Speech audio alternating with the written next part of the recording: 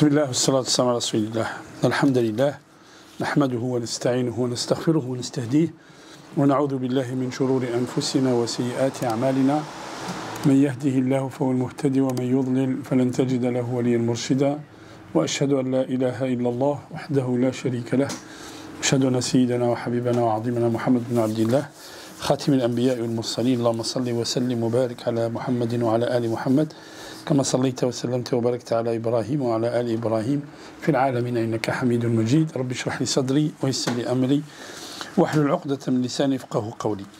Alors, Ikhwani, je vais pas trop tarder parce que le climat est chaud, donc je ne vais pas trop vous retenir. Mais ce que je veux, Inch'Allah, bi'idhnillah, ce qu'on va faire, c'est essayer d'échanger un peu sur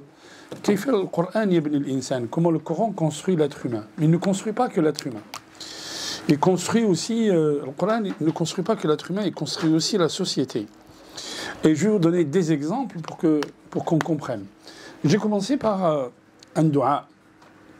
Regardez le prophète sallallahu alayhi wa sallam, il nous dit Ma asab al-insan min ham aw gham fayaqul. Quand tu as un souci ou tu as un problème, tu dis Allahumma, regardez bien, Allahumma inni abduk wa ibnu abdik wa ibnu amatik nasiyati biyadik ماض في حكمك عدل في قضاؤك أسألك بكل اسم هو لك سميت به نفسك أو أنزلته في كتابك أو استأثرت به في علم الغيب عندك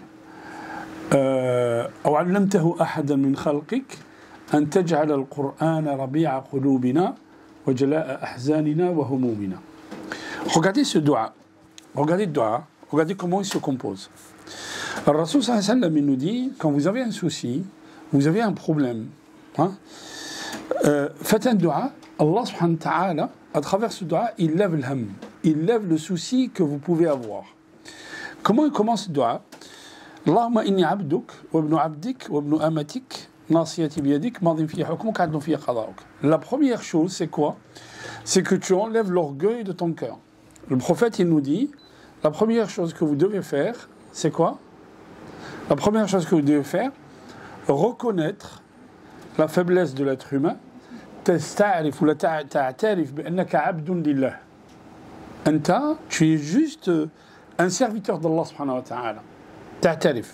يعني تنحي الكبر تاع الإنسان. الإنسان, vous avez vu Allah subhanahu wa ta'ala في القرآن في سورة اقرأ.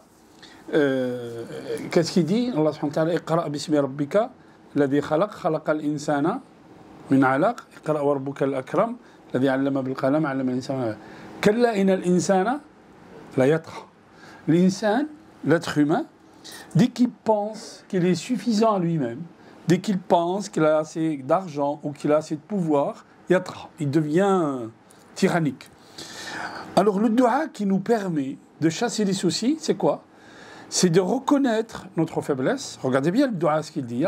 Allahumma inni abduk, wa ibnu abdik, wa ibnu amatik. Je suis ton serviteur. Je suis le fils de son serviteur. Je suis le fils de ta... je ne sais pas si on dit servitrice. Nasiyati biyadik. Tout mon corps, tout ce que je possède, tout ce que je dois faire est entre tes mains, ya Allah. C'est ça, hein? Madin fiya hukmuk. Ce que tu as décidé pour moi, je l'accepte, ya Allah. Regardez.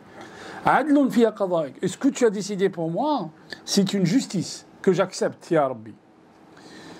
As'aluka bi kulli ismin huwa lak. Ensuite, une fois que tu as reconnu ta faiblesse et ta petitesse devant Allah, qu'est-ce que tu fais? Tu t'adresses à la majesté d'Allah. Je te demande, ya Allah, par tes noms suprêmes, que tu as fait connaître aux gens, que tu as fait descendre, que tu as peut-être gardé d'autres noms que tu as gardés dans l'invisible chez toi là-haut. Ok? Ou bien tu les as appris à un de tes serviteurs dont moi j'ai pas eu connaissance. Alors qu'est-ce qu'on dit? Après, il y a dua derrière, on fait la demande. C'est quoi la demande qu'on fait? Est-ce qu'on dit à Allah, j'ai un souci, enlève-moi le souci? On dit ça? Qu'est-ce qu'il dit dua? Qu'est-ce qu'il dit dua? Oui? La lumière de mon cœur, barakallahu fik. An taj'al al-Qur'ana rabi'a qalbi. Ça veut dire quoi ça? Parce que si je dis ya Rabbi, j'ai un souci avec, je ne sais pas moi, j'ai un souci avec mes enfants. Ya Rabbi, lève-moi le souci. Ça, c'est quelque chose qui est défini dans le temps. Non, frère, là, tu te mets là-bas parce que... T'as compris? Ok. Déjà, c'est pas bon pour toi et en plus. En fait, non, c'est bon. En fait, qu'est-ce que je dis? Je dis à Allah, je ne lui dis pas, ya Allah, lève-moi le souci. Allah, il me fait comprendre que si j'ai la compréhension du Coran dans mon cœur, tous les soucis paraissent petits. C'est ça ce que me dit Allah, c'est ça ce que dit le dua. Que le Coran soit le printemps de mon cœur, la lumière de mon cœur. Parce que quand tu comprends le Coran, tu ne réagis pas de la même manière. Quand tu comprends le Coran, par rapport à tout ce qui se passe dans le monde, tu n'as pas peur. Pourquoi?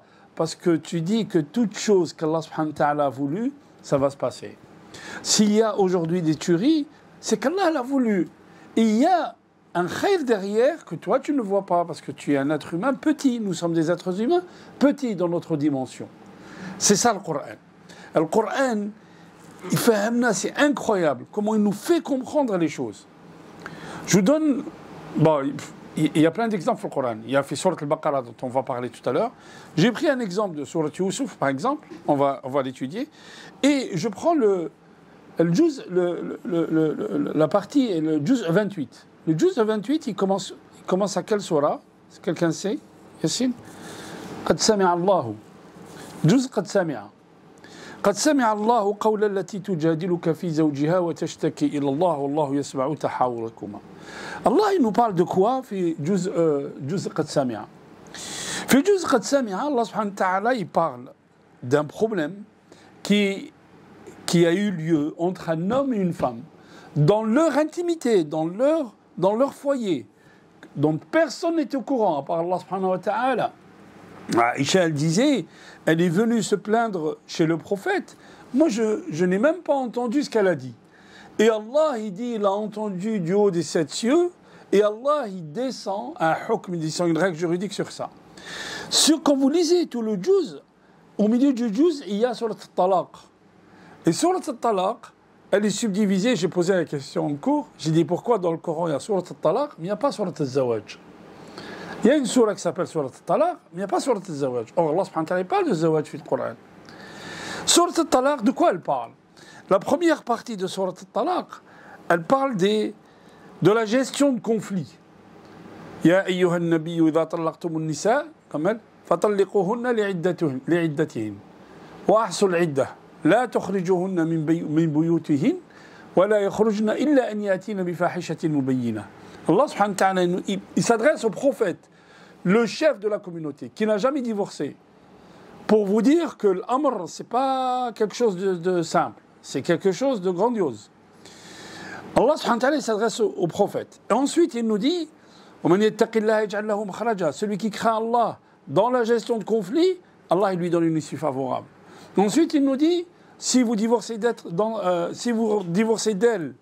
et que vous avez dit le mot talaq, il y a un délai de viduité. Le délai de viduité, 3 menstrues. Si elles n'ont pas les règles, si par exemple la femme elle est ménopausée, c'est 3 mois.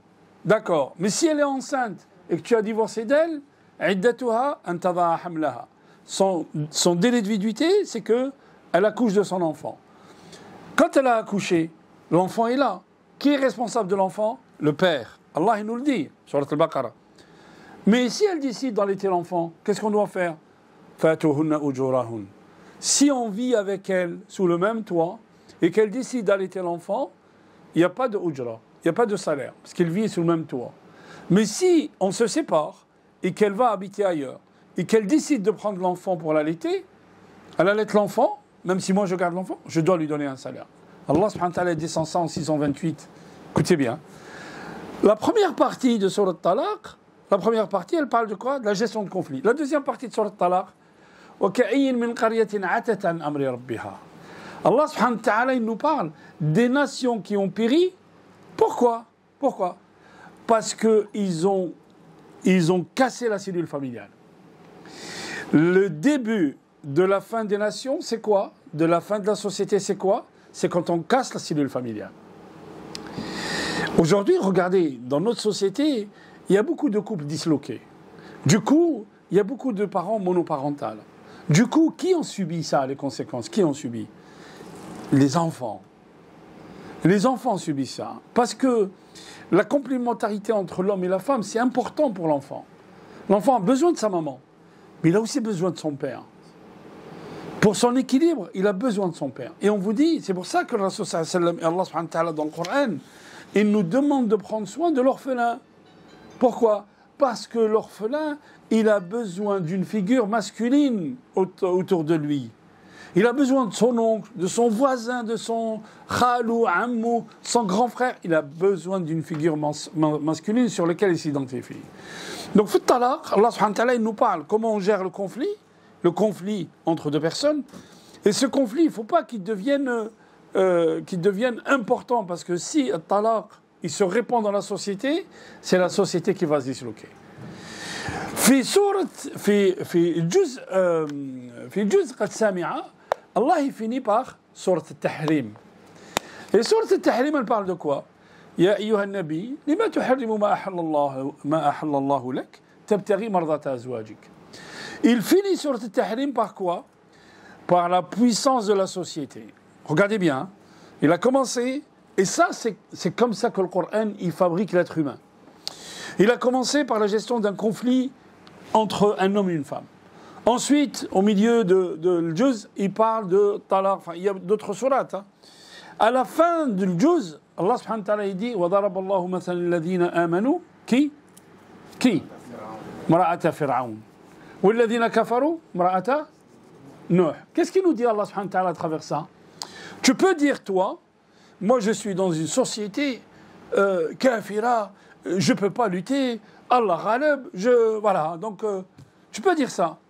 Allah, il te donne un exemple d'une femme. Une femme, par essence, elle est plus faible que l'homme. D'une femme qui était sous la tyrannie. Son mari, c'était le tyran suprême de l'État. Pharaon. Malgré ça, elle était musulmane, elle était croyante. Et Allah, il te donne l'exemple d'une femme qui était sous l'égide d'un grand prophète, min ulil azmi min ar-rusul, Nuh. Et malgré ça, elle a dévoyé sa vocation, elle n'a pas cru à Nuh. Et Allah subhanahu wa ta'ala nous donne le bel exemple d'une femme qui a grandi dans un climat de foi. C'est qui? C'est Maryam. En fait, Allah subhanahu wa ta'ala nous dit, attention, à travers la construction coranique, on comprend quoi? D'abord, le Coran construit l'être humain, construit l'être. Et il nous dit que l'être, il ne peut pas être en dehors de la famille, ni en dehors de la société. Si tu comprends cette construction que nous donne le Coran, tu comprends ton rôle, c'est le rôle, ta mission sur terre. Allah subhanahu wa ta'ala, il nous dit à travers le Coran, toi en tant que croyant, que musulman, tu appartiens à une communauté. Quelle communauté? Laquelle? La communauté des croyants. Vous voyez, tu n'es pas seul sur terre. Avant toi, il y a eu Zacharia, il y a eu Noé, il y a eu Ibrahim, il y a eu Moussa, il y a eu Ilyas, il y a eu tous ces prophètes qu'on dit les prophètes de Ben Israël. Il y a eu tous ces prophètes. Tous ces prophètes, nous sommes les descendants de tous ces prophètes. Nous croyons à la même lumière. Il y a eu Mohammed. Donc tu appartiens à la communauté des croyants sur cette terre. Tu n'es pas tout seul. Et toi, en tant qu'être humain, tu as une mission. Allah subhanahu wa ta'ala, il ne t'a pas mis sur terre juste pour abath. Non. Tu as une mission sur terre. Maintenant, quand tu comprends ça, il y a un effet extraordinaire. C'est quoi? C'est que Rasul sallallahu alayhi wa sallam, quand il a envoyé Mu'adh ibn Jabal al Yaman, il lui dit Satati qawman ahlu kitab. Tu vas arriver chez des hommes ou des gens qui ont le livre. Et il y a des juifs au Yémen. Alors ça, j'aime bien parce que, vous savez, on dit que les juifs du Yémen sont depuis Sayyidina Sulaiman. Aujourd'hui, encore, il y a des juifs au Yémen. Personne n'a touché à un cheveu de juif au Yémen. Aujourd'hui encore, quand certains qui ne connaissent pas l'histoire, ils nous disent que l'antisémitisme, un des juifs, elle est substrat culturel au monde musulman.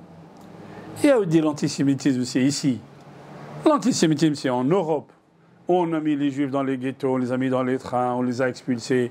Jamais dans les pays musulmans. Je vous dis, depuis Sayyidina Sulaiman à ce jour, malgré les guerres, malgré tout ce qui se passe, il y a des juifs au Yémen aujourd'hui. Subhanallah al-Azim. Donc, je disais, le Coran, il te fait appartenir à une communauté et tu as une mission. Quand tu comprends ça, quand tu comprends qui c'est Allah, quand le prophète sallallahu alayhi wa sallam, il a envoyé Mu'adh ibn Jabal al-Yaman, il lui dit, tu vas arriver chez des gens, d'abord, tu leur expliques quoi? Qu'ils doivent adorer Allah. Qu'est-ce que ça veut dire qu'ils doivent adorer Allah? Tu dois connaître qui c'est Allah. Une fois que tu connais qui c'est Allah, qu'est-ce qui se passe? Là, tu leur dis, Allah subhanahu wa ta'ala vous a prescrit 5 prières. Et là, s'ils font la prière, et ils continuent à faire la prière, qu'est-ce qu'il faut? Tu leur dis qu'il y a Allah subhanahu wa ta'ala leur a prescrit zakat. Et là, il y a les principes de l'islam qui arrivent. Pourquoi ça? Quand tu comprends qui c'est l'amir, quand tu comprends qui donne l'ordre, tu n'essayes pas de te faufiler entre les lignes pour essayer de griller le feu rouge. Non. Vous voyez? Pourquoi? Parce qu'il n'y a pas que la loi dans l'islam. Qu'est-ce que le qanoun? Ici, dans notre pays, il y a les lois. Il faut respecter les lois. Mais il n'y a pas que ça. Il y a aussi la crainte d'Allah subhanahu wa ta'ala. Allah, il nous dit, tu es responsable sur terre. Tu as une mission sur terre. Mais il y a un jugement dernier. Allah subhanahu wa ta'ala va te demander des comptes. Et tout ton comportement, toute ton éthique, toute ta vie, elle tourne autour de ça. Je vous donne un autre exemple, ou un exemple qui est... Dans les années 20, aux États-Unis, on a essayé la prohibition. La prohibition de l'alcool. Jamais la vente de l'alcool n'a aussi flambé que cette période-là. Les gens, enfin les mafieux comme Al Capone, tout ça, ont fait des millions par la contrebande. Ok? Et le trafic d'alcool a explosé. Anas ibn Malik, il dit, Anas ibn Malik était jeune, c'était un serviteur du prophète sallallahu alayhi wa sallam. Il dit, j'étais en train de servir quelques compagnons, Abu Talha, Abdurrahman ibn Auf, j'étais en train de les servir. De quoi? De l'khamr, servir l'alcool. Le verre était dans leurs mains, et il y a quelqu'un qui vient, il leur dit, l'alcool a été interdit. Ils ont pris le verre, ils l'ont déversé comme ça par terre, et Abu Talha, il lui dit, regarde, il y a des jarres là-bas, vide-les s'il te plaît. Vide le vin qu'il y a dedans. L'ordre, il vient, ils n'ont pas dit, l'ordre, il vient, ils n'ont pas dit, attends, on va vérifier si c'est vrai ou pas. On va vérifier si Al-Qaradawi, il a fait une fatwa sur peut-être qu'on peut faire... vous voyez, pourquoi? Ils ont compris d'où vient l'ordre. Le prophète, pendant 13 ans, il les a construits sur ça. Il les a construits à travers le Coran. Et quand il les a construits à travers le Coran, classe. Je vous donne un deuxième exemple maintenant. Le deuxième exemple concernant Surat al-Baqarah. Fait Surat al-Baqarah, Allah subhanahu wa ta'ala, il nous parle de l'infaq. Ayat al-infaq في سورة مثل الذين ينفقون أموالهم في سبيل الله كل شيء الآية كمثل حبة أنبتت 7 سنابل في كل سنبلة 100 حبة والله يضاعف لمن يشاء. L'exemple est magnifique. Il nous donne l'exemple d'une graine qui a donné 7 épis. Dans chaque épi, il y a une centaine de graines. Bon, Allah subhanahu wa ta'ala, il nous parle de l'infaq. Mais avant de nous parler de l'infaq في سورة البقرة, de quoi il nous parle Allah? Allah, il nous parle ألم تر إلى الذين خرجوا من ديارهم وهم ألوف حذر الموت فقال لهم الله موتوا ثم أحياهم. Allah subhanahu wa ta'ala, il nous parle d'un peuple qui a fui l'adversité. Ils pensaient qu'il y a des gens qui allaient venir, donc au lieu de faire face, ils ont fui l'adversité et en plein désert, Allah il les a fait tous mourir. Ensuite, il les a ressuscités. Ensuite, Allah subhanahu wa ta'ala, de quoi il nous parle? De Talut wa Jalut. Et il nous dit, Allah subhanahu wa ta'ala, quand il choisit quelqu'un, il le choisit par la science, et c'est Allah astafa wa lahu bistatun fil ilmi wal jism. Allah subhanahu wa ta'ala, il nous donne ça. Et il nous donne l'exemple que si tu ne peux pas vaincre ta nafs, tu ne peux pas vaincre l'ennemi. Quand ils avaient soif et qu'ils sont passés par une rivière, il leur dit, ne buvez pas de cette rivière. Vous allez attendre un peu, vous allez boire plus tard. Celui qui prend une petite gorgée, une petite poignée comme ça. Et bien, tout le monde boit. Ça veut dire quoi? Ça veut dire que si tu ne peux pas... Il leur dit, Talut, il leur dit, celui qui boit, il s'arrête là. Il ne vient pas avec nous. Ils vont rencontrer Goliath, qui était considéré comme le plus fort homme de cette époque-là. Et il leur dit, si vous buvez, vous ne pouvez pas venir avec nous. Et il s'arrête là, en fait. Et combien étaient ceux qui ont combattu Goliath? Ils étaient 314, comme fait Ghazwat Badr. Et là, on va voir le courage de Daoud, alayhi salam. وقتل داود جالوت وآتاه الله والنبوة الملك والحكمة وعلمه مما يشاء. زيد كم الآية؟ بعضهم ببعض يفعل ما يشاء. C'est ça, hein, يفعل ما يشاء. وإنك لمن المرسلين. الآية تلك آية الله عليك بالحق. Ne doute pas. Allah subhanahu wa ta'ala dit au prophète, ne doute pas. Tu es le prophète de Dieu. Ça. Après Talut ou Jalut, il y a quelle ayah, A'zam ayah qui vient? Laquelle? تلك الرسل فضلنا بعضهم على بعض. On بعد آية الكرسي. عظمة الله سبحانه وتعالى. Ensuite, il y a quoi? Namrud qui dit à Ibrahim alayhi salam, Ibrahim lui dit, Inna Allah yati بالشمس من المشرق فأتي بها من المغرب. ثم il y a quoi? Il y a الذي مر على قرية وهي خاوية على عروشها. Ensuite, il y a quoi? Ibrahim alayhi salam. قال رب أرني كيف تحيي الموتى. Tout ça pour te montrer quoi? عظمة الله. Comment Allah subhanahu wa ta'ala est grand. Comment Allah subhanahu wa ta'ala est majestueux. Comment Allah subhanahu wa ta'ala est transcendant. Comment Allah subhanahu wa ta'ala il redonne vie aux choses. Comment Allah subhanahu wa ta'ala il crée. يبدأ الخلق ثم يعيده. Quand on a fini tout ça, Allah subhanahu wa ta'ala maintenant il te dit, c'est lui qui donne et qui enlève. C'est lui qui te procure tout ce que tu as. إذن أنفق. Dépense. Vous avez vu le concept dans le Coran, comment il est? Dépense. Et ensuite, Allah subhanahu wa ta'ala il nous dit, si vous dépensez, il nous explique les relations entre nous. Dans une longue ayah, إذا تدينتم زد بدين إلى أجل مسمى فاكتبوه. C'est ça? Mais il nous explique aussi, الذين يأكلون الربا إنما يأكلون non, أعطني الآية. استغفر الله. كما يقوم الذي يتخبطه الشيطان من المس ذلك بأنهم قالوا إن البيع مثل الربا وحرم الله البيع وأحل الربا. استغفر الله. وحرم الله الربا وحل الله البيع وحرم الربا. C'est ça, hein? بارك الله فيك. اتقوا الله وذروا ما بقي من الربا فإن لم تفعلوا فأذنوا بحرب من الله.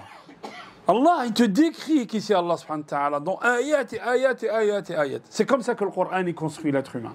Ayat ou ayat ou ayat, il te décrit qu'ici Allah, sa majesté. Et ensuite il te dit, délaisse le riba. Et ne t'inquiète pas, c'est moi qui te donne. Et dépense, c'est moi qui te donne. Et le Coran, tout le Coran est comme ça. Tout le Coran est comme ça. Laissez-nous s'arrêter sur comment le Coran est construit l'être humain. Laissez-nous s'arrêter sur Surat Yusuf. Je vous ai dit, je ne voulais pas tarder avec vous. Surat Yusuf, alors certains savants, le Qayyim, ils disent il y a à peu près 1000 sagesses dans Surat Yusuf. 1000 sagesses, un millier de sagesses dans Surat Yusuf. La première Surat Yusuf, elle commence par Inna anzalnahu Qur'anan Arabiyyan. Vous savez que le Coran, dans la langue arabe, elle comporte 12 millions de mots. La deuxième langue la plus riche après l'arabe, c'est l'anglais. Il contient 600 000 mots. Le français contient 120 000 mots. On en est loin. Hein? Et la langue arabe est tellement riche, vous ne pouvez pas imaginer. Okay? Le mot bir, ba, wara. Bir, ba, wara. Selon la voyalisation, ça change le sens. Kain el bir, ou el bur, ou el bar. C'est quoi la différence?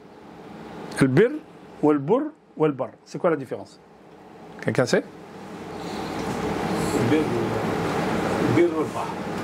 البر لا هذا البر هذا البر والبحر بارك الله فيك بر الوالدين c'est l'excellence dans le comportement avec les parents هذا بر الوالدين بر البر c'est la terre par rapport à la mer والبر القمح بارك الله فيك c'est le blé البر c'est le blé vous voyez un mot vous voyez le mot ra le harf al ra généralement pour quelque chose qui disparaît ou qui est absente. Raba, Raraqa.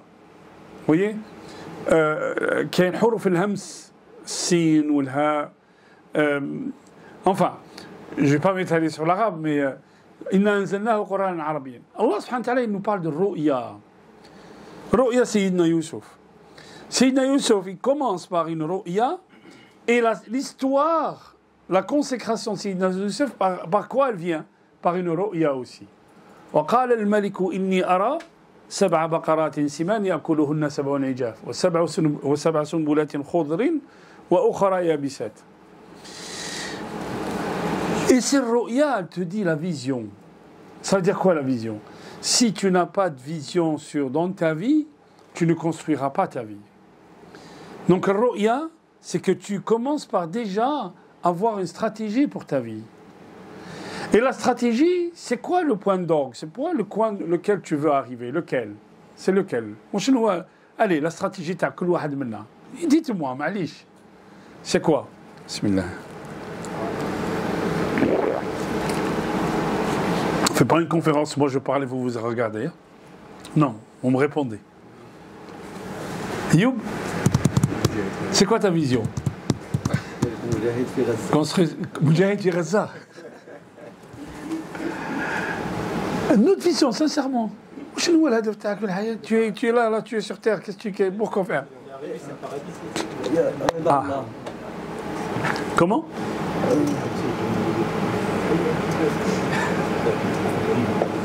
Non, parle avec moi, parle pas avec lui. Non, c'est avec moi que tu parles.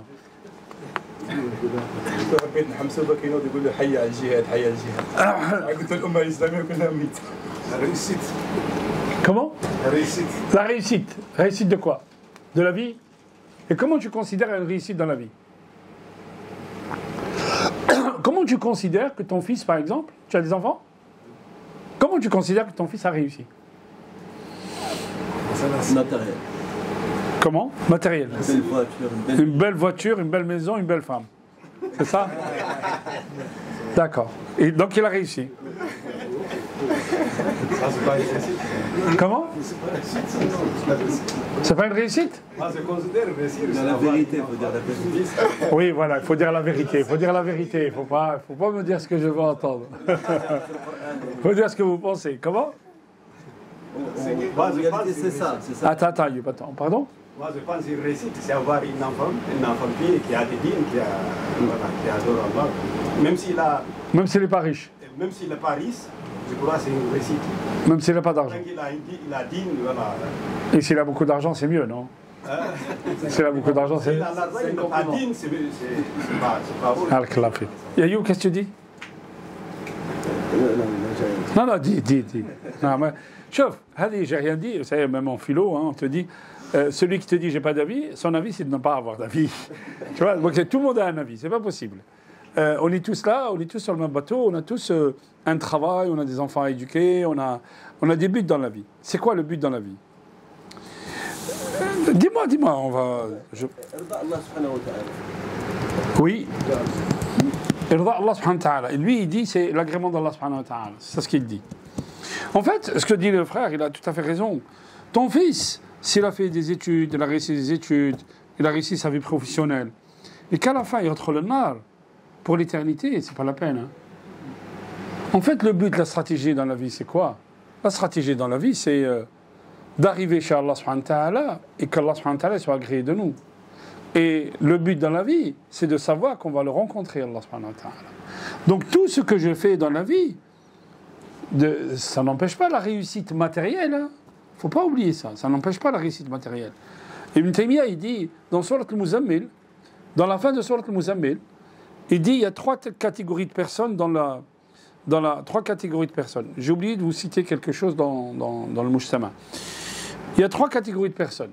Regardez, Ibn Taymiyyah, il dit, dans Surat al-Muzammil, الذين يضربون في الأرض, Allah subhanahu wa ta'ala. Il dit, كاين العلماء, il y a une catégorie de savants dans la société. Il y a les gens qui ont l'argent. Et puis il y a les gens, عندهم الحركة, qui bougent pour faire bouger la société. ويقول الجهاد. Ces 3-là sont complémentaires. Sans l'un d'eux, la société ne changera pas. C'est ça ce qu'il dit. En fait, notre but, quoi, dans la vie? Justement, de construire quelque chose pour arriver sainement et avoir la félicité chez Allah. C'est ça notre stratégie. La vision, c'est ça, c'est d'arriver chez Allah saint. Ya muqallib al-qulub, thabit qalbi ala dinik. Ça n'empêche en rien que tu travailles, que tu gagnes ta vie. Justement, il faut que tu éduques tes enfants. Qu'est-ce que tu as donné à tes enfants? C'est ce que je dis, moi, quand les femmes... Quand j'ai des femmes en cours, je dis, écoutez, bon, travaillez, d'accord.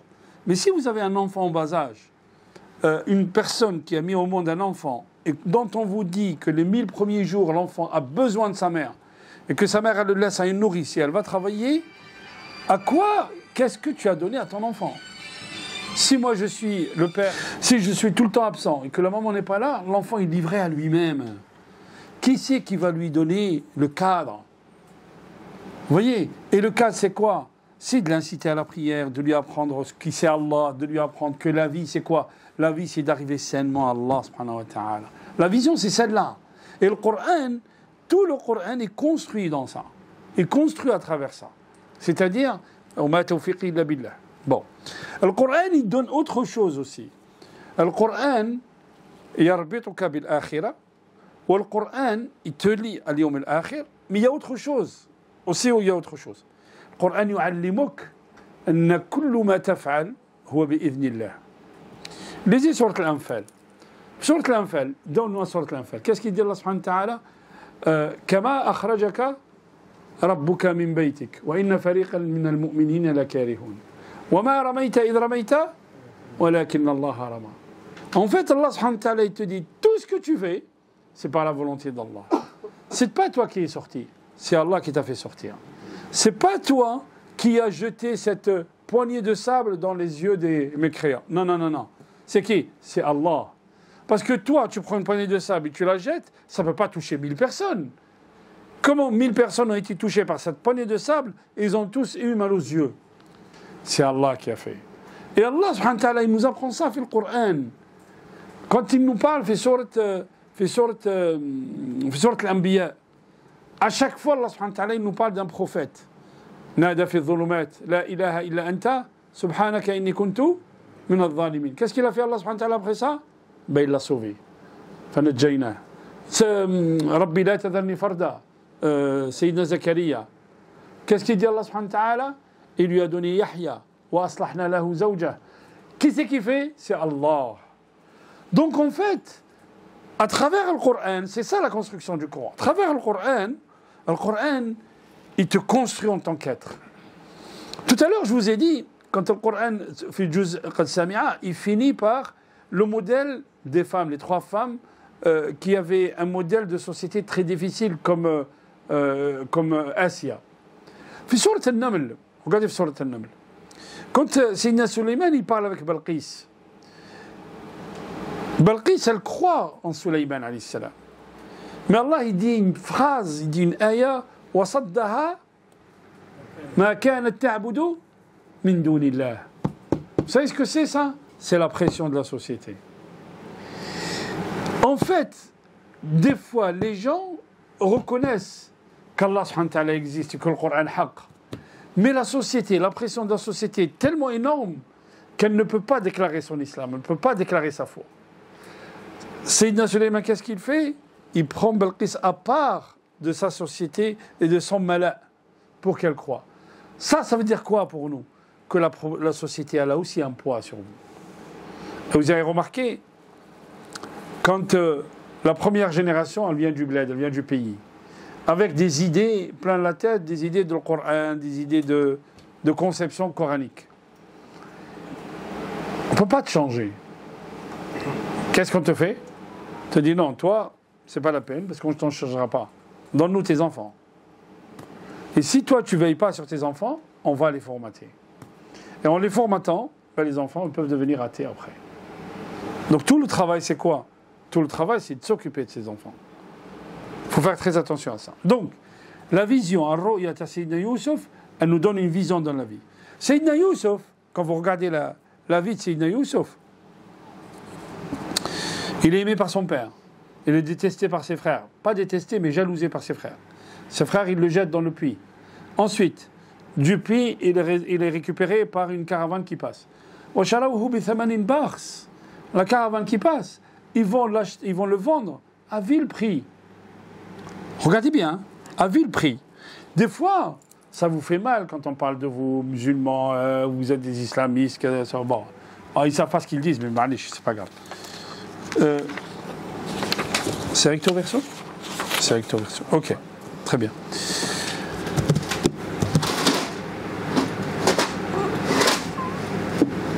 C'est bien, c'est bien. Sayyidina Youssouf, son père, Yaqub, vous savez, à Hébron, il y a le tombeau des patriarches. Yaqub, Ishaq ou Ibrahim sont dans le même tombeau, si vous voulez. Son père, c'est un prophète. Son grand-père, c'est un prophète. Son arrière-grand-père, c'est le patriarche des prophètes, Ibrahim. Donc, chez Allah subhanahu wa ta'ala, il est très élevé, Sayyidina Youssouf. La caravane le prend, elle le vend à vil prix. Ça veut dire quoi? Ça veut dire que sur terre, on peut mal te considérer. Parce que l'image de l'islam a été tellement salie que toi, en tant que musulman, tu parais pour certains, t'es le dernier de la classe. Okay. Mais chez Allah, Allah, il connaît ta valeur. Sayyidina Youssouf, c'est ça. Sayyidina Youssouf, il rentre dans le pays. Après, il est racheté. Après, il est tenté. Il va vivre dans le palais. Il est tenté. Et après la tentation, il va rentrer en prison. En prison, qu'est-ce qui va le sauver? Inna naraka min al-muhsinin. On vous dit, il a plein de belles choses dans son éthique, Sayyidina Youssouf. Plein de belles choses dans son éthique. Parmi dans les belles choses qu'il a, l'af, le pardon. Il a pardonné à ses frères. Birrul walidayn wa rafa'a abawayhi ala al-arsh. Ya abati, il dit ya abati. Vous voyez, Halim, Manyanim. Quand il a pris la coupe du roi, il a dit à ses frères, on va prendre celui qui a pris la coupe du roi, on va le garder ici et on va le sanctionner. Les frères, qu'est-ce qu'ils disent? S'il a volé, il a un frère, parce que Youssouf et Benyamin, ils sont frères de la même maman, de Rahil, de Rachel. Il dit si in yasriq faqad saraqa akhun lahu min qabl fa asarraha Yusuf fi nafsihi qala antum sharrun makana. Youssouf alayhi salam, ils disent sur lui, alors ils ne pensaient pas que c'était lui. Il dit si lui il a volé, son frère a déjà volé avant. Et Youssouf il les regarde, il parle de lui en fait. Il aurait pu leur dire vous êtes des menteurs, il l'a pas dit. Il l'a gardé au fond de lui-même. Mais on vous dit en même temps, qui sait ce qui se passe dans ton fort intérieur? Si ce n'est Allah. C'est Allah qui nous décrit ce qu'il a pensé ou ce qu'il a dit dans son fort intérieur. C'est Allah. Donc le Coran, c'est bien Kalam Allah. Donc il était pardonneur, il était magnanim, kana afou, kana andu birrul walidayn. Il était vraiment... mais la chose qui sort le plus de Sayyidina Youssouf, c'est l'ihsan. L'ihsan, c'est quoi l'ihsan? Alors on le traduit par l'excellence, l'ihsan.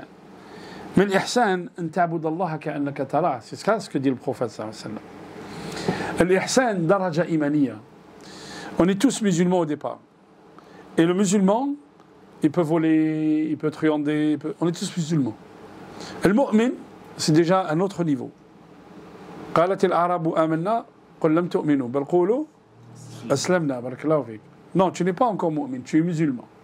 Mais tu n'es pas mu'min. Le mu'min, c'est un autre degré. Et le mu'min, le prophète il nous dit, la yakdhib, il ne ment pas. S'il ment, il reste musulman, il dit la ilaha illallah. Mais le mu'min, c'est pas un menteur. L'ihsan, c'est un degré supérieur que l'iman. L'ihsan, tastahdhirullah fi kulli af'alik. Dans tout ce que tu fais, tu penses qu'Allah il te voit. Allah est avec toi.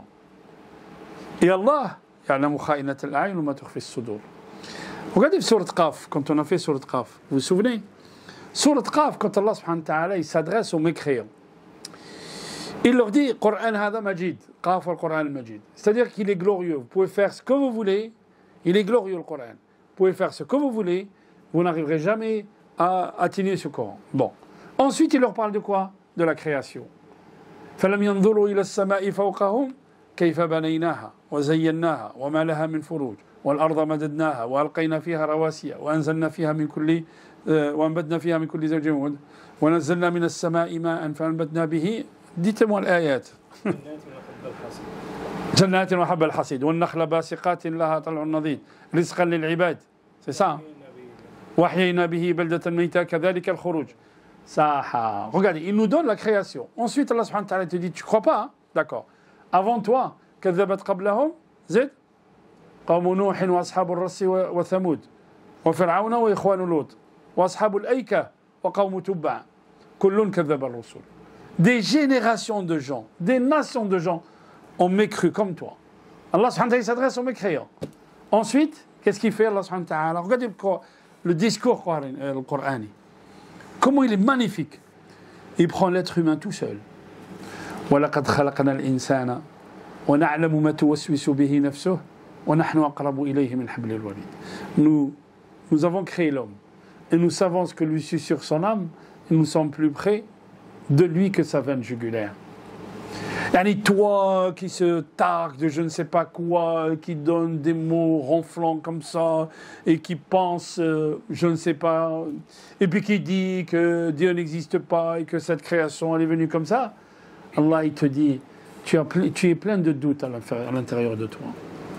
Tu es plein de doutes et tu es faible. Et on sait ce que ton âme te susurre. Et quand tu es devant des situations difficiles, la première chose que tu fais, ben tu reconnais qu'il y a un créateur. Ensuite, quand il le dit, Allah subhanahu wa ta'ala, il nous dit, toi qui ne crois pas, sache qu'un jour, tu vas mourir et que tu viendras le jour du jugement avec les anges qui ont tout écrit sur toi. Il va lui décrire le jugement dernier et quand il sera devant le juge, devant Allah subhanahu wa ta'ala, devant les anges qui vont le ramener avec les témoins, avec son livre, tout. Regardez le khitab al-Qur'ani. Comment il s'adresse aux gens. Problème, c'est quoi le problème chez nous? C'est qu'on lit le Coran mais on ne comprend pas. Je finis sur Surat Yusuf. Ça c'était un aparté sur Surat Qaf. Regardez le discours coranique comment il est. Sur Surat Yusuf, Allah subhanahu wa ta'ala nous parle de l'ihsan de Sayyidina Yusuf. Mais il rentre en prison, il est en palais, ensuite il sort de prison, il devient ministre du budget. Et ça c'est quoi? هذه اسمها تقلبات الحياة. C'est quoi taqallubat al-hayat? Ta vie et la mienne, comme celle de Sayyidina Youssouf, c'est pas un long fleuve tranquille. Jamais. Tu montes, tu descends, tu montes, tu descends, tu montes, tu descends. Il y a des moments difficiles, il y a des moments euphoriques, il y a des moments difficiles, il y a des moments euphoriques. Mais quand tu as le lien avec Allah, c'est ce qu'Allah nous décrit sur Sayyidina Youssouf. Inna naraka min al-muhsinin. Quand il est rentré en prison, la prison, il y a quoi? Il y a des détenus de droit commun. Des gens qui ont tué, qui ont volé, qui ont violé, qui ont fait. Ok. Qu'est-ce qu'ils ont vu en lui? Alors que c'est des voyous. Qu'est-ce qu'ils ont vu en lui? Muhsin. En fait, il n'a jamais perdu le fil de lien avec Allah. Et c'est ce que tu dois être toi, c'est ce que nous dit Allah subhanahu wa ta'ala, c'est ce que vous devez être, c'est ce qu'on doit être nous. C'est-à-dire garder le fil avec Allah et garder le fil que c'est Allah qui décide de tout. Quel que soit le moment difficile que tu puisses avoir, c'est Allah qui gère ta vie. Et ne t'inquiète pas, si tu passes par un moment difficile aujourd'hui, Allah il va ouvrir. Et sur le Youssouf, elle descend sur le prophète, juste avant que le prophète il parte à Médine. Qu'est-ce qu'il lui explique Allah? Sur le Youssouf, elle vient après quelle sourate dans le Coran? Allez. Là. Sur le Youssouf. Sur le Youssouf, c'est 12. Et le 11, c'est quoi? Houd, barakallahu fik. Houd. Ça. Sur le Houd, qu'est-ce qu'il raconte Allah subhanahu wa ta'ala? De quoi il parle? Il parle de l'Oumam, les nations qui ont été anéanties. قيل يا نوح اهبط بسلام أنت نعم بسلام منا وبركات عليك وعلى ممن معك وأمم سنمتعهم. Tu sais que ça fait إعجاز هذه الآية. Tu sais que فيها إعجاز هذه الآية. القرآن كله إعجاز. قيل يا نوح اهبط بسلام منا وبركات عليك وعلى ممن معك وأمم سنمتعهم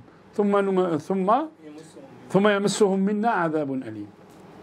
تلك من أنباء الغيب نوحيها إليك ما كنت تعلمها أنت ولا قومك فاصبر إن العاقبة للمتقين. Allah subhanahu wa ta'ala dit au prophète asbir. Vous qui passez par des moments difficiles, asbir. Alors, c'est quoi sabr? Sayyidina Youssef, il nous explique ce que c'est sabr. C'est quoi sabr? As-sabr, c'est pas attendre patiemment et d'une manière négative, c'est pas ça. As-sabr, c'est taf'il al-waqt, c'est utiliser le temps que tu passes dans ce moment difficile pour organiser les choses autrement, pour sortir de cette mihna. C'est ça, sabr. Je donne l'ijaz. قيل يا نوح أعطيني الآية قيل يا نوح اهبط بسلام منا سلام قيل يا نوح اهبط بسلام ميم واحد منا اثنين ميم اثنين وبركات عليك وعلى أمم donc deux mimes ça fait 4 وأمم donc 2 mimes ça fait 6 سنمتعهم mim ou mim, numati'uhum.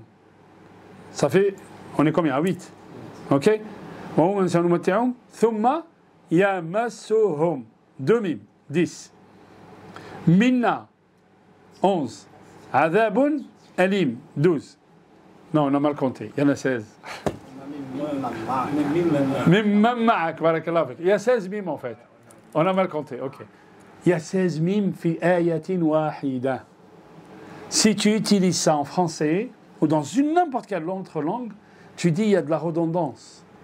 Il y a 16 mimes في آية واحدة وهذا من بلاغات القرآن. نعطيكم آية واحدة أخرى. قد سمع الله قول التي تجادلك في زوجها وتشتكي إلى الله والله يسمع تحاوركما. Est-ce que tu sens que c'est lourd? Non, c'est pas lourd. Ça. Change le mot Allah et mets Zayd.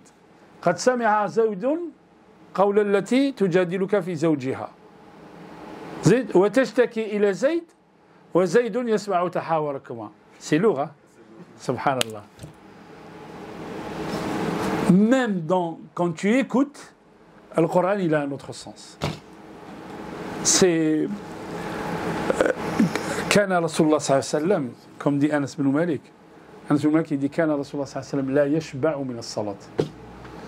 Et le prophète, quand il lisait le Coran, Aïcha disait لا تسأل عن حسنهن حسن الآيات. يعني كان يقرأ الرسول صلى الله عليه وسلم il s'arrête à chaque استغفار إن الله غفور رحيم يقول يا الله أنت الغفور أنت الرحيم أنت الرحمن فاغفر لي.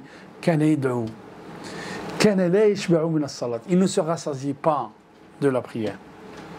Pourquoi? Quand vous comprenez la beauté du Coran, vous ne pouvez pas aller ailleurs, c'est pas possible.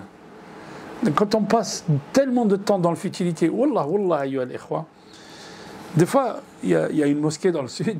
Quand je vais dans cette mosquée, parce que j'aime bien l'imam, je passe devant un café Tawana, ils jouent au domino, aux cartes. Je dis, subhanallah. Je me dis au fond de moi-même, je ne leur dis pas. Ils sont en train de jouer au domino alors que l'Aïcha, regardez, il fait frais le soir, ils sont tranquilles, ils jouent au domino. Ils perdent leur temps en fait. L'imam, il va lire le Coran et la personne, subhanallah, bon, أتحسر على هذا الوقت الضائع سبحان الله العظيم. Bon, donc on a dit Youssouf alayhi salam, on voit les vicissitudes de la vie, où est-ce que ça l'a mené. Allah subhanahu wa ta'ala s'adresse au prophète et au prophète Mohammed sallallahu alayhi wa sallam qui va partir à Médine. Allah il lui dit ta vie elle sera comme Youssouf, elle monte, elle descend, elle monte, elle descend, mais à la fin wal aqibatu lil muttaqin. Il y a deux constantes dans Surat Youssouf. Deux constantes. Lesquelles? إنه من يتقي ويصبر فإن الله لا يضيع أجر المحسنين. قالوا إنك لأنت يوسف. Ses frères quand ils ont découvert قالوا إنك لأنت يوسف. وش قال؟ قال أنا يوسف وهذا أخي إنه من يتقي ويصبر فإن الله لا يضيع أجر المحسنين. Il dit je suis Joseph et ça c'est mon frère. Celui yattaqi, celui qui a la piété. Et celui qui patiente, alors la patience, sabr, c'est patience, endurance et c'est quoi les trois on a dit? Et persévérance. Allah il perd jamais ce que tu as fait comme excellence. Ok?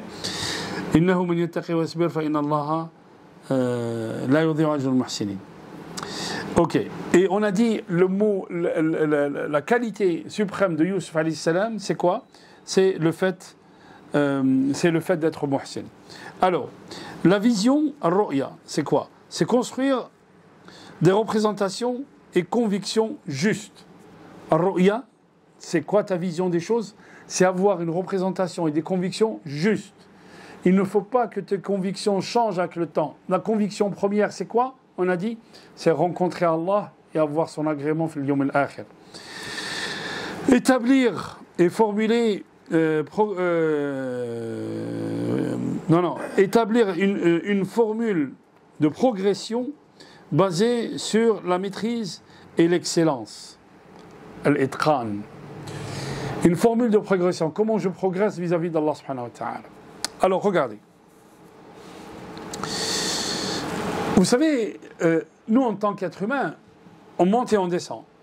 Des fois, Rasul sallallahu alayhi wa sallam, il nous dit ça. Il nous dit, al-nafs hadi, des fois, elle est avenante. Elle veut y aller, et des fois, elle recule. Okay? Elle est kassoula, elle est feignante, elle veut se... Voilà. Et le Coran fait ma'ani. Tu vois? Toi, des fois, tu as une envie forte d'aller vers l'avant, de faire les choses pour la communauté, de faire des choses pour toi.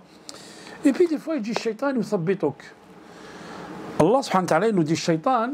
Wesh ydirna Shaitan ya'idukum? Wesh ya'idukum Shaitan? Al-faqr. Wallahu ya'idukum washno? Maghfira. Allah subhanahu wa ta'ala, il pardonne.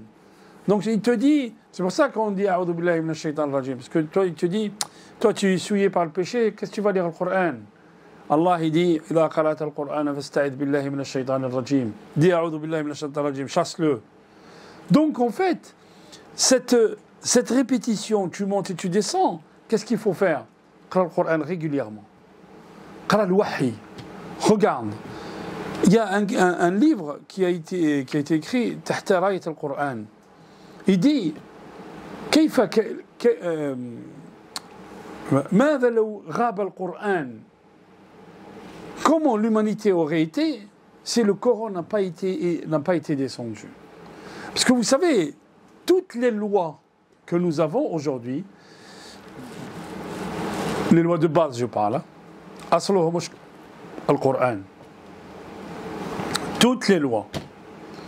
Je vous ai déjà dit, moi c'est... le divorce, il n'existait pas en France. Quand on a établi le divorce, on a mis le délai de viduité. Combien le délai de viduité? 3 mois. Le conjoint n'héritait pas en France. Il n'héritait pas en France jusqu'à 2002. Hein. En 1600, 2002, là, il y a 20 ans. Le conjoint survivant n'héritait pas de son conjoint. On a changé la loi en 2002. Combien il touche le conjoint survivant? Un quart. وَلَكُمْ نِصْفُ مَا تَرَكَ أَزْوَاجُكُمْ إِنْ لَمْ يَكُنْ لَهُنَّ وَلَدٌ فإن كان لهن ولد زد فلهن ماشي ثمن الربع فلهن الربع. Quand est-ce Allah subhanahu wa ta'ala il a dit ça? Sourate An-Nisa, elle est descendue quand? في المدينة. Elle est descendue entre la 4e et la 8e année في المدينة. كيف يكون حال الناس لو لم ينزل القرآن? Notre travail, أيها الإخوة, c'est quoi?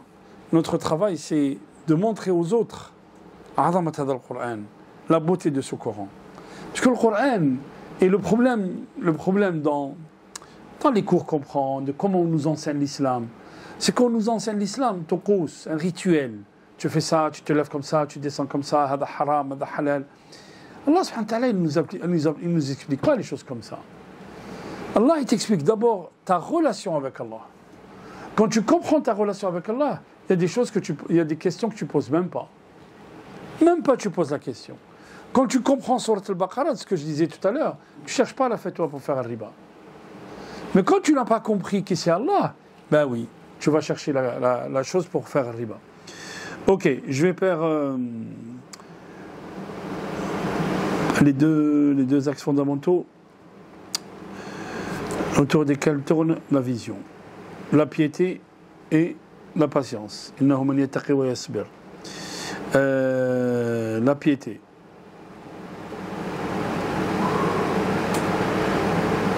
C'est quoi la piété? Regardez la définition. C'est traduit de l'arabe. La piété, c'est la transformation. Regardez bien. C'est la transformation des vérités de la foi en comportement. Ça veut dire quoi? C'est quoi? Et ça, c'est un projet spirituel. Qu'est-ce que ça veut dire, la transformation? Qu'est-ce que j'ai dit? Ah, vous êtes fatigués, les frères. Sranara est à la race, comme on dit. Qu'est-ce que j'ai dit?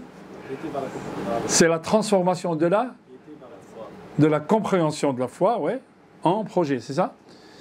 C'est la transformation des vérités de la foi en comportement. Je sais les vérités de la foi. تؤمن بأن الله يراك. هذا هي الإحسان، هذه هي la piété, هذا هو التقوى. Quand tu sais qu'Allah te voit, qu'Allah est avec toi, tu fais pas semblant. Tu mets pas le khamis parce qu'il y a des frères qui sont là, donc je mets le khamis. Non. Ta foi, elle est entière et elle est tout le temps avec Allah subhanahu wa ta'ala, tout le temps. Si devant les gens, ou devant X, ou devant Y. La piété, c'est ça. Et c'est un projet spirituel. La patience. Ce n'est pas attendre passivement que le temps passe. C'est bien utiliser le temps en le mettant à profit grâce aux capacités et aux ressources disponibles. C'est ça la patience. Exploitation des capacités, mobiliser les énergies pour produire des résultats. La gestion du temps, le temps mal géré, est à l'origine de nombreux problèmes. Moi, j'ai des séances avec des adolescents. C'est quoi le problème des adolescents aujourd'hui? Vous avez des adolescents, non? C'est quoi le problème des adolescents aujourd'hui? C'est quoi? Les écrans. Les écrans, ouais. Puis ils dorment beaucoup. Ils dorment beaucoup, les adolescents. Mais ils dorment beaucoup, mais pourquoi? Parce qu'ils veillent aussi. Parfois, ils ne dorment pas. Ouais, parfois, barakallahu fik. Parfois, ils ne dorment pas. Pourquoi un tel n'est pas venu? Cheikh, il dort. Pourquoi il dort? Ben, il est allé au lit après le fajr. Cheikh, j'ai fait le fajr. Hein? Oui, d'accord, mais c'est pas le but. Le but, c'est pas que tu veilles jusqu'à 5h du matin et après tu dors la journée. Non, c'est pas ça. Tu dors après l'Aïcha, tu te lèves pour le fajr, tu dors après le fajr un peu si tu veux. Mais pas que tu dors le jour et tu... En fait, le problème, c'est quoi? C'est la gestion du temps. Donc, ils ne savent pas gérer leur temps. Il faut leur apprendre à gérer leur temps. Et comme ils ne savent pas gérer leur temps, ils ne savent pas gérer leur corps. Et donc, ils sont tout le temps fatigués. Et je suis tout le temps fatigué. Pourquoi? Parce que tu joues le contraire de ce que fait ton corps. Vous savez, quand on dort, Allah subhanahu wa ta'ala, sur An-Nur, je ne vais pas tarder, hein, je vais arrêter là, sur An-Nur, il nous demande d'apprendre aux enfants à demander l'autorisation. Vous vous souvenez, on a fait cette ayah, je crois. Hein, on l'a fait. Thalathu awrat. Quand est-ce Thalathu awrat? بعد صلاة العشاء حين تضعون ثيابكم من الظهيرة وقبل صلاة الفجر. ثلاث عورات. Les enfants doivent leur apprendre l'autorisation de rentrer dans la chambre des parents à 3 moments. Après Salat al-Isha, quand vous déposez vos vêtements pour faire une petite sieste, et avant Salat al-Fajr. Les ulama, ils vous disent, ça veut dire, qu'entre l'Isha et le Fajr, c'est off. Tu dois aller dormir après l'Isha. Off, tu vas aller dormir. D'autres nous disent, il y a plus fort que ça. C'est qu'il y a une glande pinéale ici dans le cerveau, qui sécrète la mélatonine, qui est l'hormone du sommeil. Et la mélatonine, elle est sécrétée quand il y a l'obscurité totale.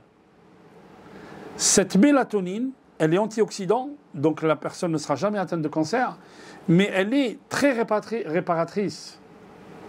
Donc toute la lassitude, toute la fatigue que tu as accumulée durant la journée, grâce à la mélatonine, tu as un sommeil réparateur. Quand le soleil se lève, quand le jour, l'apparition du jour, ou la lumière du jour apparaît, ton corps, il a une autre fonction. La mélatonine s'arrête. Ça s'arrête. Et d'ailleurs, on se pose la question, qu'est-ce qui l'arrête? Eh bien, la lumière. Qu'est-ce qui est sécrété par le corps? L'adrénaline. C'est pour ça, si vous vous souvenez, moi c'est loin, hein, ça remonte à... Quand on était au lycée, les mathématiques et la physique, c'était toujours les premières heures. C'est toujours à 8 heures. Quand on avait les maths et quand on avait les matières qui nécessitaient beaucoup de réflexion, c'était le matin. Pourquoi? Parce que tu es frais. L'adrénaline est sécrétée. Quand toi tu dors le matin, quand la personne elle dort, elle joue le contraire de son corps. Elle fait tout à fait le contraire de son corps. Et donc du coup, il est tout le temps fatigué. Bon, je résume ce qu'on a dit. Le Coran, il forme l'individu avant de former la société. Le Coran, il nous dit que l'individu doit être formé parce qu'il a une mission. Le Coran, il nous dit que l'individu appartient à une communauté de foi. C'est-à-dire que les gens qui sont passés dans l'histoire, qui avaient la foi, nous sommes leurs disciples. Qu'on dise que c'est des prophètes juifs ou des prophètes chrétiens, nous sommes les disciples de Isa. Et nous croyons qu'Isa est kalimatullah. Nahnu nu'min bi kulli al-anbiya. D'accord. Le Coran, en nous donnant le concept pour l'être humain, et construit la société. Et la construction de la société se passe sur deux choses. Le respect des lois, mais le respect d'Allah subhanahu wa ta'ala. Et le Coran, quand yibni l'insan, il devient meilleur qu'un ange sur terre. Le Coran, il nous donne des modèles de construction, entre autres les modèles, les gens qui ont fait avec leur foi, fi surat al-Kahf, entre autres Sayyidina Ibrahim, entre autres Sayyidina Yusuf. Sayyidina Yusuf, il y a des concepts qui sont très développés dans Surat Yusuf, comme l'ihsan, comme bir al-walidain, comme la magnanimité, al-hilm, comme as-sidq, c'est quelqu'un de véridique, comme quelqu'un qui est afif, il a été tenté. Et d'ailleurs, devant la tentation, Allah il nous apprend quoi? Yusuf, quand il a été tenté, il a fait quoi? Il n'a pas dit non, taqillah, moi je suis Nabi, fils de Nabi. Non, stabaq al-bab. Il a fui. Devant la tentation, tu es un être humain, tu fuis la tentation. Point. Cheikh, on a discuté longtemps au téléphone et tout, et après il s'est passé. Frère, coupe court. C'est wa'atul buyuta min abwabiha. Vous savez ce qu'ils expliquent les ulama fi hadi? Bon, Asbab al-Nuzul, quand il revenait de l'Hajj, il rentrait par l'arrière de la demeure. C'est comme ça que faisait Quraysh. Les ulama, ils vous disent, quand tu veux discuter avec une fille, il faut la demander en mariage. Et arrête d'entretenir des relations pendant 2 ans, 3 ans, et après, demande-la en mariage, et tu te maries au Salem, classe. Ok?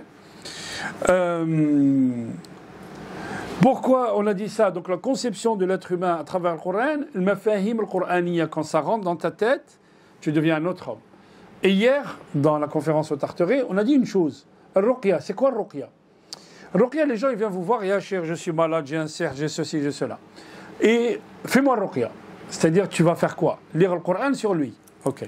Al-Ruqya, essentiellement, c'est quoi? Si vous savez, c'est quoi Al-Ruqya? C'est Surat al-Fatiha. Tu lis le Fatiha 7 fois sur la personne. Bon. Mais en fait, moi, ça, je n'accepte pas cette façon de faire. Moi, quand les gens ils me disent « fais-moi le ruqya », je dis « viens, je t'explique ce que c'est le ruqya et apprends à faire le ruqya toi-même. » Arrêtez avec les charlatans qui vous prennent de l'argent pour vous faire le ruqya. Fais le ruqya pour toi-même. Et le Fatiha, la Ma'ani Kubra, elle a des concepts extraordinaires. Alhamdulillahi Rabbil Alamin, Ar-Rahman Ar-Rahim, Maliki Yawmiddin. Ya Allah, Iyaka na'budu, Iyaka nasta'in. Rabbil Alamin, c'est lui qui éduque, qui entretient, qui veille. Tu sais qu'Allah, il est là, il t'entretient, il t'éduque. Rahman Rahim, qu'est-ce qui peut t'arriver? Quoi qui puisse t'arriver comme épreuve, Allah Rahman. Allah, il est plus miséricordieux sur toi, ou là de toi, que toi-même ou ta mère sur toi-même. Maliki Yawmiddin, c'est un sentiment de justice. Si quelqu'un a été injuste envers toi, sache qu'il y a un jugement dernier et qu'il paiera le jour du jugement. Mais en même temps, c'est aussi pour toi. C'est-à-dire que si ton nafs, tu veux ou là tu vas faire une injustice vis-à-vis de quelqu'un, fais attention. Allah il veille et Maliki Yawmiddin. Al-Ruqya, c'est ça. C'est-à-dire tu comprends le concept coranique, du coup, tu guéris de ton mal. Ton mal, il ne te ronge pas. Je finis avec un exemple. Regardez bien, avec un exemple. Je prends un verre comme ça. Combien il pèse le verre? Ça, c'est un exemple qu'un prof a donné à ses élèves. Combien il pèse le verre? Dites-moi. 100 grammes. 100 grammes. Combien, Yassine? 15 grammes. Quelqu'un d'autre? Ayoub, combien il pèse? Attends, on va Bon. Il y en a qui ont dit 15, il y en a qui ont dit 200, il y en a qui ont dit 300. Les élèves, ils ont dit 200. Ils ont dit 300. OK. Et le prof a souri. Le prof, il leur dit qu'il soit 200 ou 300, le problème, c'est pas de le porter comme ça. C'est le temps, combien je le porte. S'il pèse 200 grammes, je le porte 2 secondes. Je le pose et c'est bon. Mais si je reste 1 heure comme ça, je vais avoir mal au bras. Si je reste un jour, je ne pourrai pas le porter. Ça va me faire vraiment mal. Et si je reste des jours et des jours, je serai... Le problème est le même avec les soucis que tu as dans ta tête. Comment tu portes le souci? Si tu le portes tout le temps le souci, tu lui donnes plus d'importance et tu oublies que c'est Allah qui gère, eh ben tu es malade. Tout simplement. Ah, j'ai versé de l'eau. Eh bien, tu es malade. Par contre, tu enlèves le souci, tu dis c'est Allah qui gère. Est-ce que Allah il a donné? Et Allah, souvent, devant nos petits soucis, qu'est-ce qui nous amène Allah? Allah, il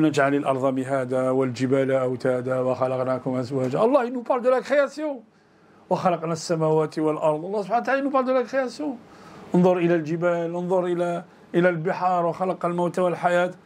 Allah, il te dit ton souci, il est tout petit devant l'univers. C'est rien. Donc ne prends pas le verre. Khlas, pose-le. وعلى الله قصد السبيل. قولوا قولي هذا واستغفر الله لي ولكم. استغفروه يغفر لكم إنه هو الغفور الرحيم.